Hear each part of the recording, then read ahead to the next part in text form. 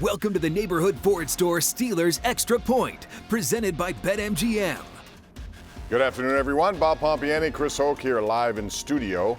For as good as you felt last week about what the Steelers did in Buffalo, that's probably how bad you feel about losing a home opener. A team like the Raiders, who won last week in dramatic fashion. Chris, however, they had a ton of injuries coming in this game, and there are now a ton of injuries for the Steelers. But by and large, the Raiders dictated. They were the better team in all facets of this game, and I'm a little surprised by that. I'm surprised about it. I'm also surprised at how well this offensive line played for the Oakland Raiders, the Las Vegas Raiders. Ding, one time. I know, ding, it's going to happen over and over again, isn't it? But you look at this makeshift offensive line, and the Steelers defense couldn't put a ton of pressure on Derek Carr today, and that, to me, is the story of this game.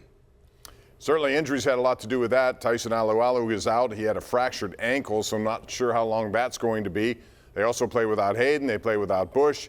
And then they play without T.J. Watt as this game went on. No sacks in the second half of the game, no pressure, and also no turnovers created by a defense that did that last week in Buffalo. So that's pretty much where it starts. However, 3rd and 10, this is to me the killer part of the game. The Steelers just scored on the Najee Harris touchdown run, catch and run of 25 yards. And all of a sudden, 3rd and 10, momentum's on their side. They get the ball back with a stop. Derek Carr, see, we're going to go Oakland, ding, ding, ding. So David Carr, 61 yards right on the money as he beats Minkah Fitzpatrick and Witherspoon. And all of a sudden, that game changed dramatically. That could have been a Steeler possession. You're a field goal away from taking the lead at that point. And yet, their defense got carved up on that play. And Carr today, 382 yards passing. That's the most in 2 games to start a season in Raiders history. So he's legit. He got hurt. He got right back up. And I thought he was terrific in this game. But again, the bottom line is you got to make a play on 3rd and 10. You can't give that up, although it was a perfectly thrown pass. Perfectly thrown pass. And really, Minkah Fitzpatrick goes sitting on Darren Waller because Darren Waller was there. He turned around and sit down on that. Minkah turned and run and tried to go for that deep ball right where Henry Ruggs was going. Right on the money, a 61-yard touchdown pass from Derek Carr. And I'll tell you what, he was on the money, Bob, all day today. And you look at whether it was making a big throw early in the game, middle of the game, late in the game, it seemed like he was always making those things happen, and the Steelers defense didn't have an answer for it. Let's talk about the Steelers offense, which I thought took a major step backwards today. And again, I haven't looked at the final stats, but I'm guessing that Harris would have more passing yards than rushing yards. When is the run game going to be featured here? This is a guy who and you would think offensive linemen, Chris, everyone I've talked to, and you know this, they say they'd rather move forward than backwards. They want to get into the run blocking aspect of the game, and yet the Steelers don't seem to let that happen. And listen, I think as long as Ben Roethlisberger's here, they're going to be a pass-heavy offense. That's just what he wants to do, and that's what the team wants to do with the Ben Roethlisberger. But when you have Najee Harris, you've got to get him rolling. And especially this offensive line, they've got to get experience and go through some of those growing pains and some of those losses that they're going to take individually and learn from them. And as long as you don't run the ball over and over and over again, you're not going to have those moments for them to learn and grow. All right, we're going to take a break here. We have plenty of post-game comments coming up from Heinz Field, where today the Raiders came into Pittsburgh and took a 26-17 win. So they go to 2-0. The Steelers are 1-1. They'll play at home again next week against Cincinnati. We'll also have plenty of phone calls by you coming up a little later in the broadcast. We're on for a couple of hours here following a Steeler loss at home. We continue right here on the Extra Point, Pittsburgh CW. Welcome back to the Neighborhood Ford Store Steelers Extra Point, presented by BetMGM. Welcome back in studio. Bob Pompeani, Chris Hoke with you. 26-17, your final score. The Raiders come to Pittsburgh and win. So the Steelers fall to 1-1 on the season with another home game coming up to the Cincinnati Bengals next week. Chris, the offensive game plan seemed to be sporadic again. A lot of times you saw them on 3rd and short, pass the ball way down the field, and then you saw 3rd and 15 and go underneath. Didn't make a lot of sense to me. Inconsistent. And you also remember that 4th and 4 there in the second half, and Ben tried to throw the ball deep and had to throw it really to a zone where no player was at. And to me, it was either feast or famine, right? It was either we were going to chuck the ball down the field and Ben was going to get nailed and hit as he threw the ball, or it was a little dink and dunk here and there.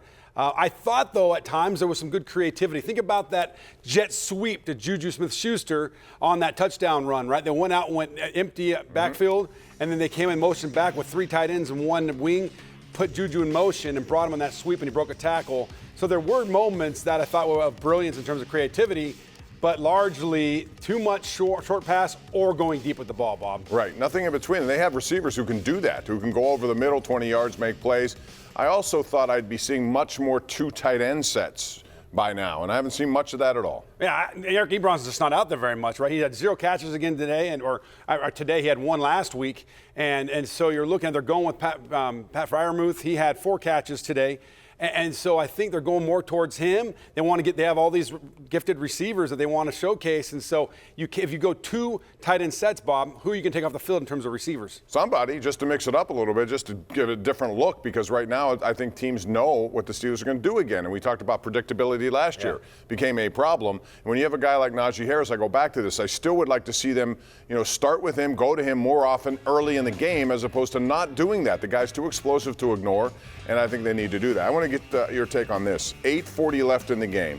At this point, it's still, a 2-possession game. It's 4th and 1.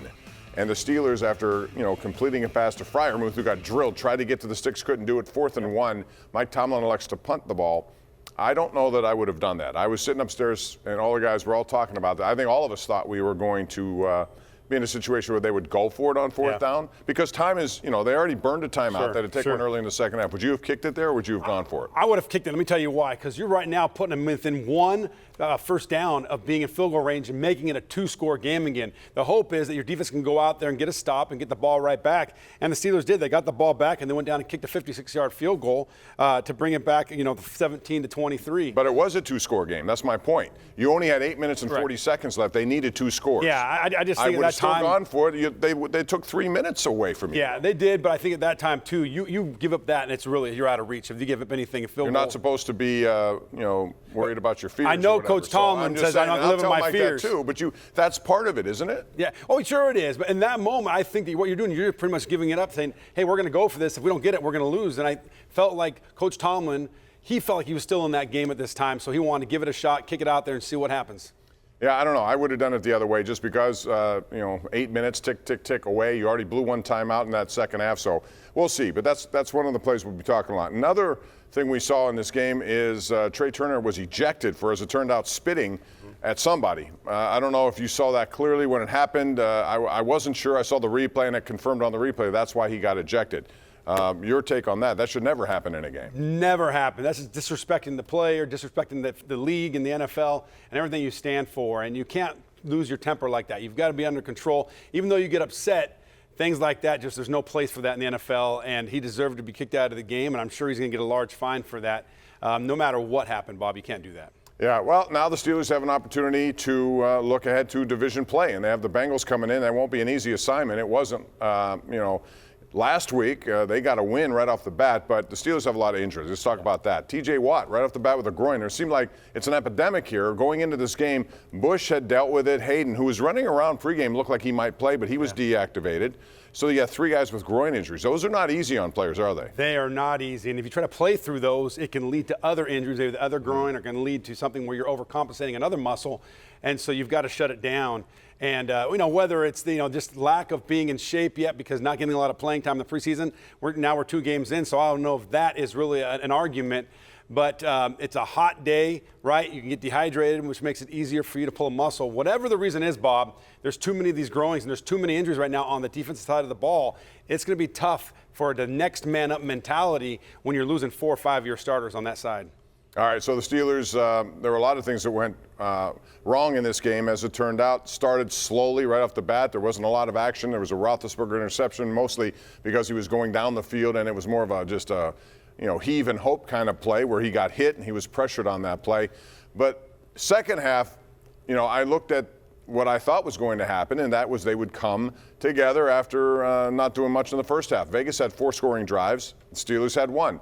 Second half, but it got backwards. And it was Vegas who came out and took it to them. They almost had 300 yards in the second half. That's a lot of yards when they had the lead to begin with at halftime. I think just what happened was with the injuries and fatigue, and you had some guys in there that were young.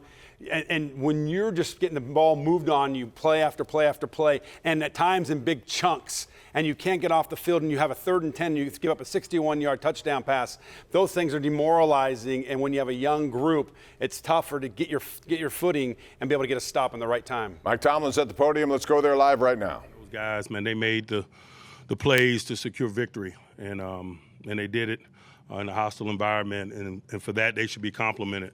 In terms of us, in terms of how the game unfolded, man, I thought it was just two real critical areas that we did not perform up to snuff in. I thought from a penalty standpoint, we hurt ourselves positionally and so forth, and we didn't play smart enough from a penalty standpoint. That can't be a characteristic of our ball. Part of being a tough team to beat is not beating yourselves. I thought we beat ourselves in the areas of penalty today.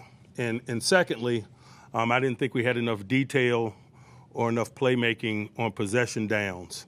A lot of that, had to do with our inability to make plays in spots when attrition set in, but that's the nature of this thing. So, put that on me. We got to do a better job of planning and insulating some of our down-the-line guys, and we got to get them ready to play better because it was obvious in them weighty moments, particularly in the second half, possession downs and things of that nature. We didn't play with enough detail. We didn't adjust well enough. And so that's just the nature of this thing. Particularly when it's close, man, it's going to come down to those weighty downs, those possession downs. I thought the deep ball on third down that they hit the Ruggs for the score was a significant play in the game, obviously. But there were several possession down-like plays that we didn't perform well enough, particularly over the second half of the game, that I thought created the outcome and the reason why we're sitting here at 1-1. From an injury standpoint, we had two guys they got injured at Friday's practice. I didn't get a chance to talk to you about Devin Bush and Joe Hayden, both soft tissue injuries. I don't know their status. I know they weren't available today. We were focused on the guys that were. In game, Tyson Alualu had an ankle fracture. Obviously, that'll be down for an extended period of time. T.J. Watt had a groin injury that he wasn't able to continue. Last play of the game there, Deontay hurt his knee, is being evaluated. Other bumps and bruises just associated with play. Such is life in the NFL, man. We'll absorb this and make corrections and grow from it, man. More than anything, we got to grow. Win or lose, we got to grow. We got too many young people, new people in significant roles, man. They got to grow in terms of understanding those roles, the details required to win, the skills relative to their position to execute in those critical moments. Back to work for us. Questions? Mike, you punted on 4th and 1, about 8 minutes left in the fourth quarter. Did you consider going for that at all? Or? I did, but I felt comfortable with our ability to stop them. I wanted to play the field position game, and I think we punted it and stopped them. Mike, you brought up the big play to Ruggs from the Raiders, and you mentioned attention to detail. What details were missed on that, or is that just a good play by the Raiders? Yeah, we got to keep a lid on it, always. And so, there's always needs to be a lid on it, regardless of what the structure or the call is or the situation or circumstance. We can't have people running behind our defense. What happened on the incident with Trey Turner? What were you saying to the officials? Somebody spit in his face. And so I understand the 15-yard penalties and so forth, gaining control of the game and stuff. I just, Trey is not a young guy. He's not overly emotional. He's a flatliner. For him to respond the way that he responded, what transpired had to transpire, and I was stating that case to them. I didn't believe he did enough to be kicked out of the football game. That was just my opinion. Mike, how did you feel about how you handled Waller, and did that impact their ability to hit other people with big plays?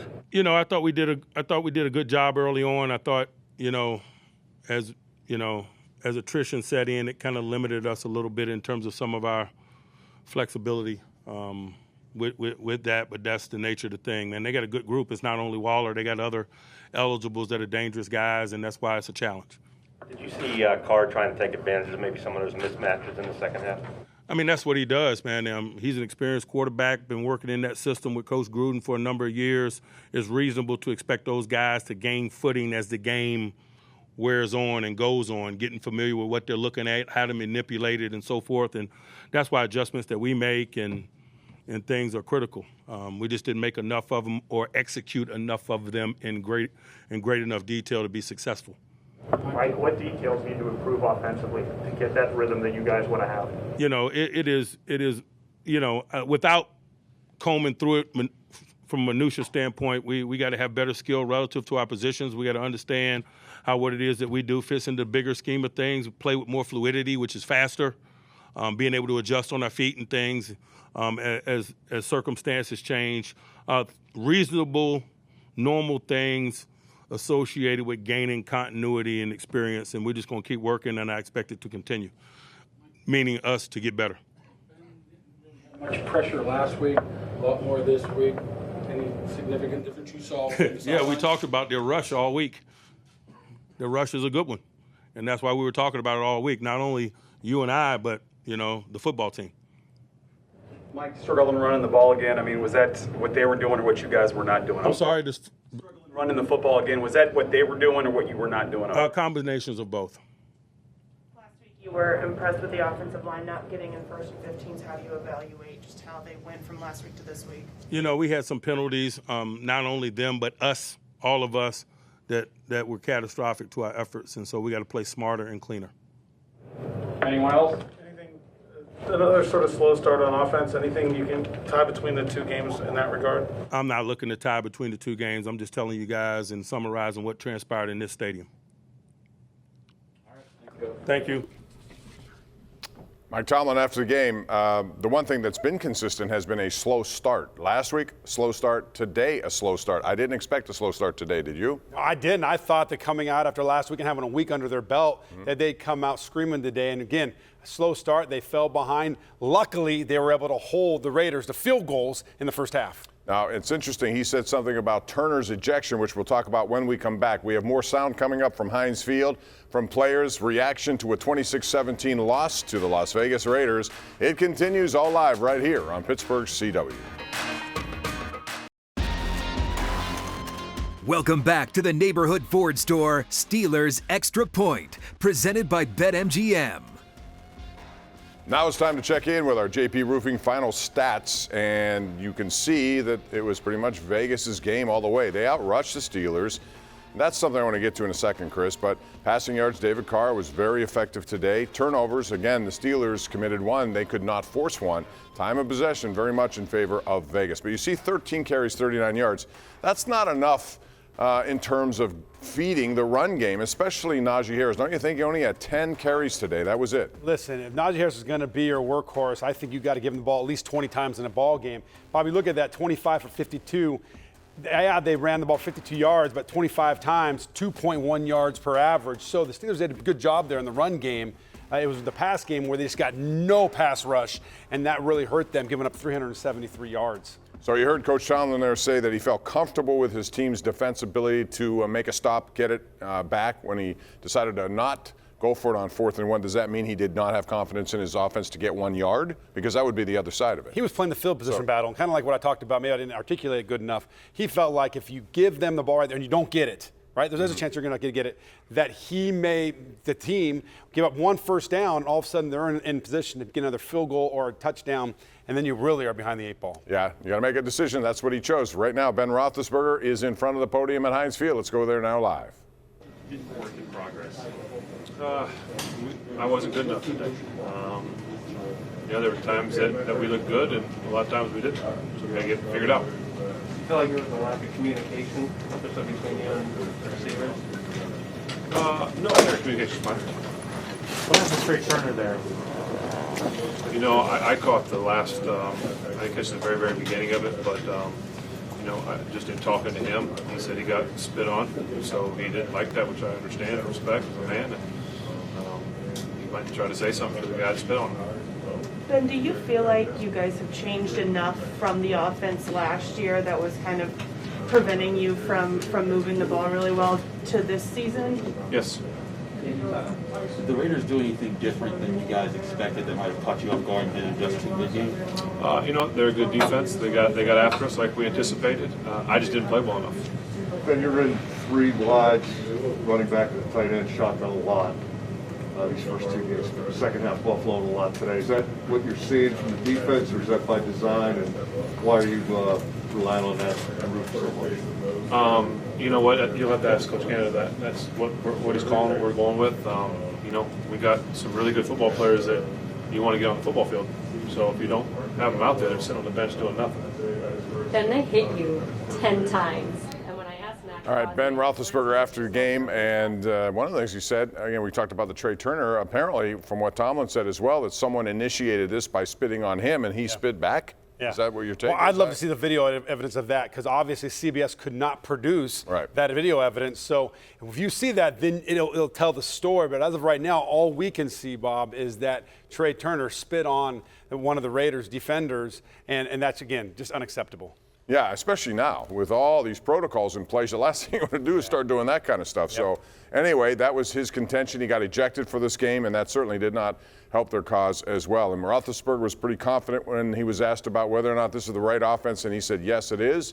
What would you like to see different from this offense moving forward? Again, for me, it's about running the football more early in games, trying to dictate terms a little bit with a guy who they spent, first-round draft pick on, and he was supposed to be the man who's going to be a difference maker in this game, and so far we've not seen enough of him in carrying the football. We just haven't seen a commitment to running the football right now, right? And you want to go out there and you want to run the ball. And if you run the ball on first down, second down, or first down, third down, you're showing a commitment. If you do that over a few series, you can get into a rhythm. But going it this way, where really you just run the ball to keep a defense honest isn't working. And with a Najee Harris, with the type of running back that we have, they have to be committed to that run to get him going. All right, we have Cam Heyward coming up. He spoke after the game. He was disruptive in there as well. Despite all these injuries the Steelers have incurred, he was one guy who was very reliable there. We'll talk to him, and we'll get phone calls from you coming up very shortly here as we continue our postgame coverage of a Steelers loss by 9 points to the Raiders, 26-17. We'll be back right after this on Pittsburgh CW. Welcome back to the Neighborhood Ford Store Steelers Extra Point, presented by BetMGM. All right, welcome back as we take a look around the NFL, and you see the Cleveland Browns, which trailed this game early. They came back and won, beating Houston, who had to go to Davis Mills as their quarterback when Tyrod Taylor got injured. Deshaun Watson continues to be inactive. 31-21 there. The Chicago Bears had to hold off Cincinnati, and that Cincinnati team is coming to Pittsburgh next week, 20-17. Jalen Hurts got in that game, and Buffalo, well, they woke up after what happened last week, Chris. They weren't going to let that go. And boy, Miami, a lot of people picked Miami to be the team in the East. Not so much so far, and Tua Tagovailoa also got injured in that game. With a huge hit on Tua in that game. We look at the Bills, what a response by the Buffalo Bills. And I said this last week, Bob, and I really think they're going to see them build momentum. They're going to be tough to beat mid-season to late in the stretch. All right, Cam Heyward is speaking after the game today. Let's go over to Heinz Field here from number 97.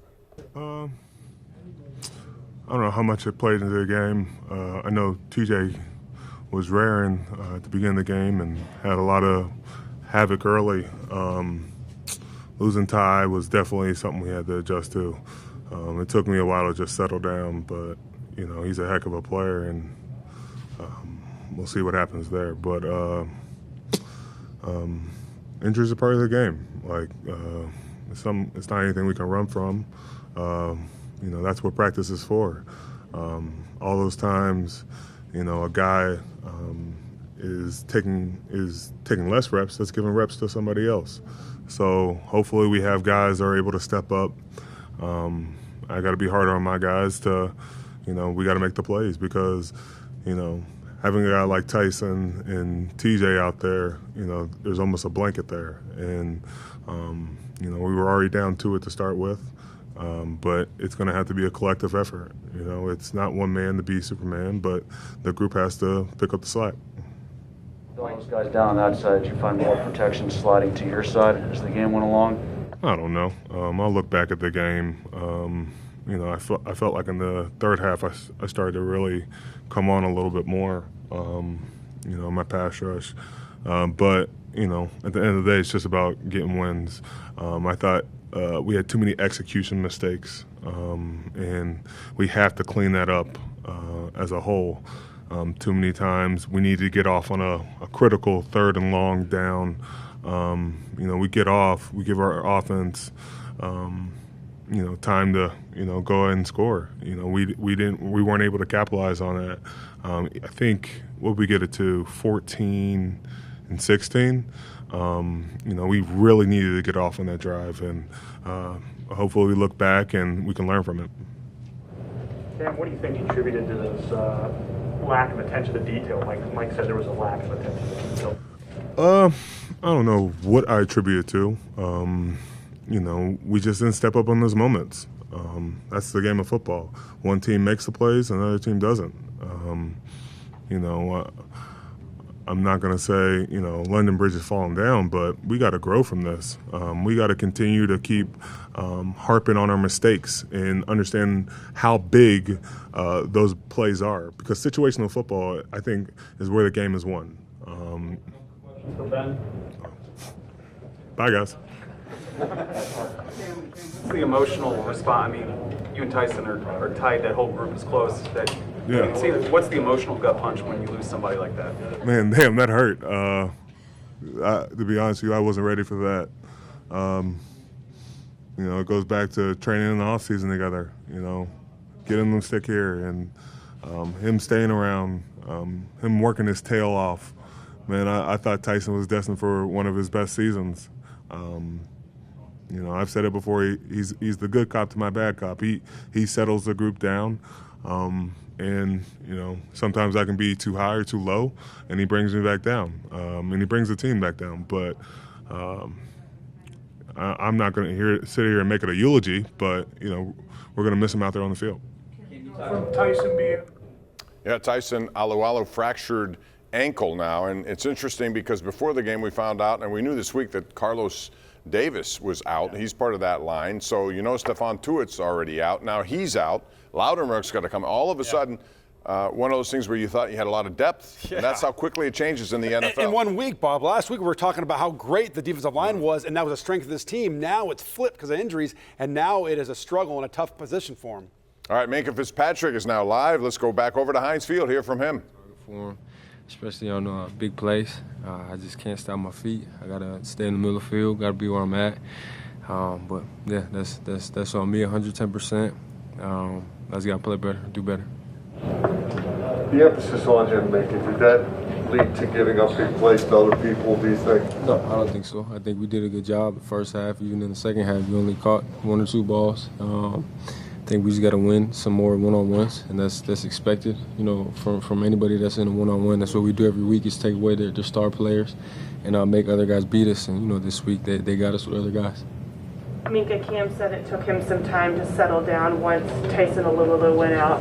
With the injuries that you guys had today, both like the pregame inactives and then throughout the game, how much does that take a toll on you guys emotionally and to get the defense back in a rhythm? It don't, to me at least, it don't matter. You know, it's football, it's part of the game. People get injured, people get hurt.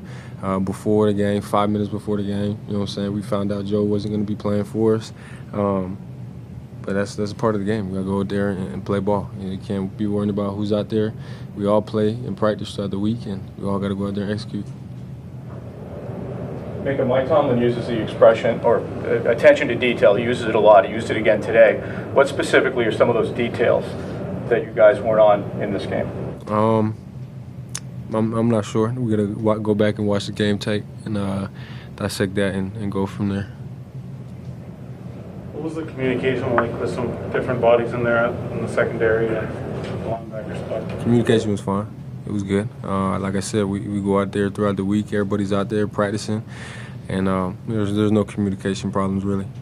Minkah, I know injuries are part of the game and it's not an excuse, but you guys had 4 significant players basically out for the game. How much does that change what you are able to do out there? Yeah, like I said, it didn't really change too much how we played.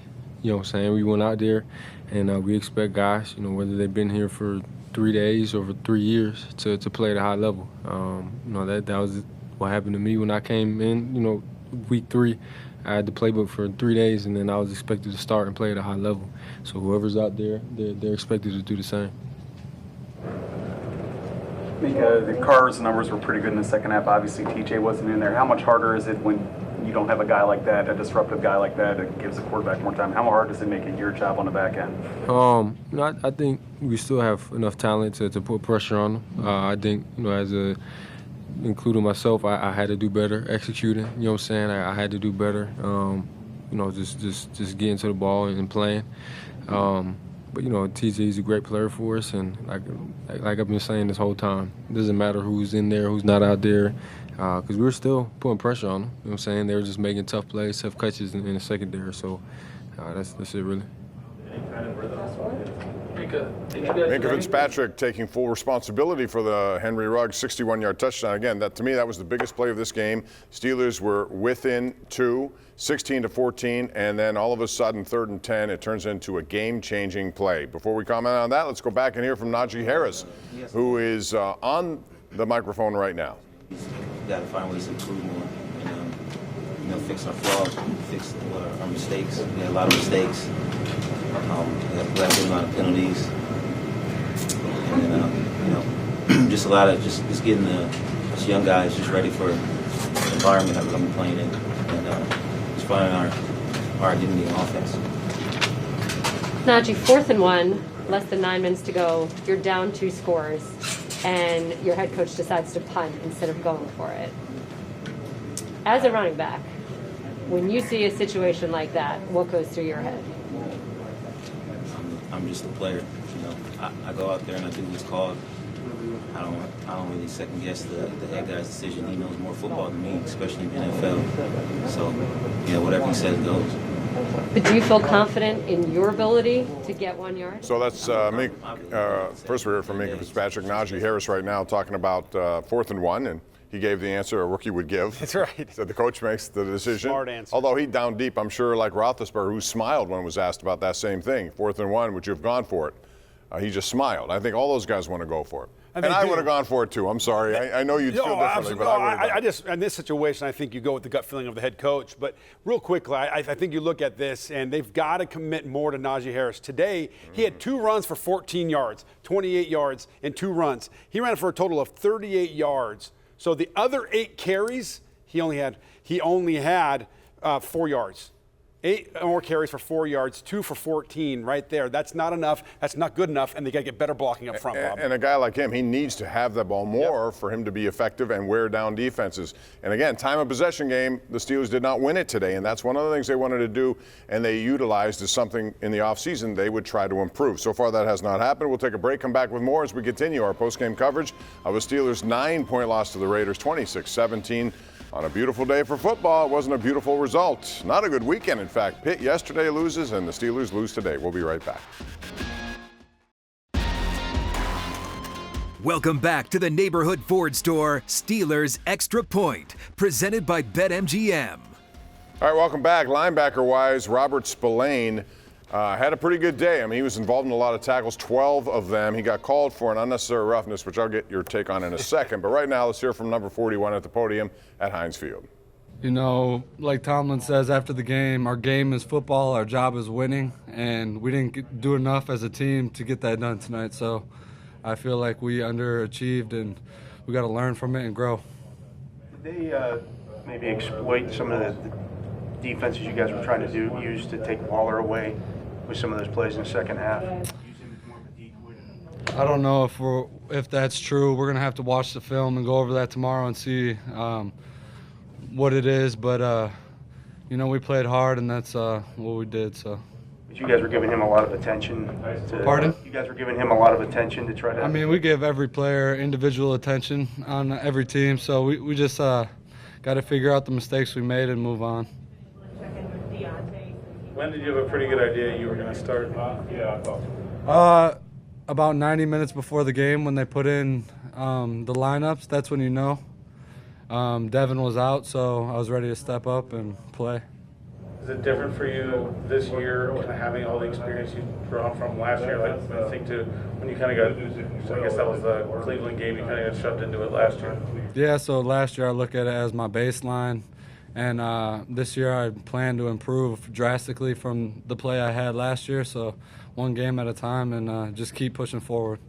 The unnecessary roughness penalty that you got when the car was kind of sliding. He hadn't really started to slide yet. Is that a tough spot for a defensive It's a very tough spot. I don't want to hit him, but at the same time, he's still running the ball. He's running, making jukes, trying to get extra yardage. I try to get my head off to the side. There's no intention to try to hit a sliding quarterback. I wish he would have slid 3 yards earlier. I pull up, and the play is nothing. So, we as players take a lot of on our own shoulders as player safety because it's the initiative around the league. So I believe in player safety, and I don't never go out there to hurt somebody. So it's just part of the game. Robert, how tough is it?